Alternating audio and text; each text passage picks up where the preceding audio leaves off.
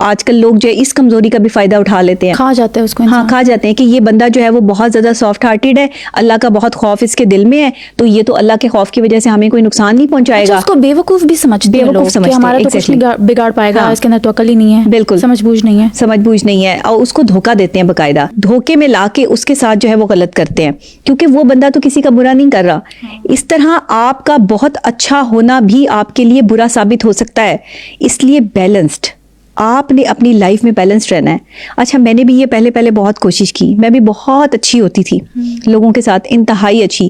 اس اچھا ہونے کا مجھے بڑا خمیازہ بھگتنا پڑا، لوگوں نے اتنا ہی برا سلوک کرنا شروع کر دیا جتنے میں نے اچھا کیا۔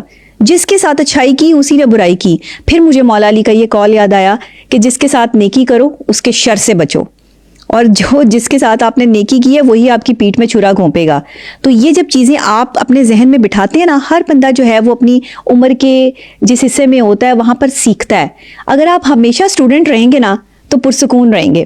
جس وقت آپ ٹیچر بن گئے نا کہ اب میں ٹیچر ہوں اور مجھے سب کچھ آتا ہے اور میں کبھی بھی کچھ نہ سیکھوں، تو پھر آپ جو ہے وہ دنیا کو بس وہیں تک رہ جائے گی آپ کا علم، جہاں تک آپ نے یہ سفر طے کیا کہ میں ٹیچر ہوں۔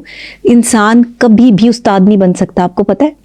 کبھی بھی آپ استاد نہیں بن سکتے، کیونکہ آپ جتنی استادی لگائیں گے وقت اس سے زیادہ ظالم ہے، وقت اس سے بڑا استاد ہے، وہ آپ کو ایک اگلا سبق دے جائے گا۔ تو یہاں پر جو دنیا کی آج میں آپ کو بتا رہی ہوں سب سے بڑی کمزوری ہے نا، سب سے بڑی کمزوری اگر آپ مجھ سے پوچھیں کیا ہے؟ شرافت۔ لوگ آپ کی شرافت کا فائدہ اٹھاتے ہیں، لوگ شریف آدمی کو ذلیل کرنے میں کوئی کسر نہیں چھوڑتے۔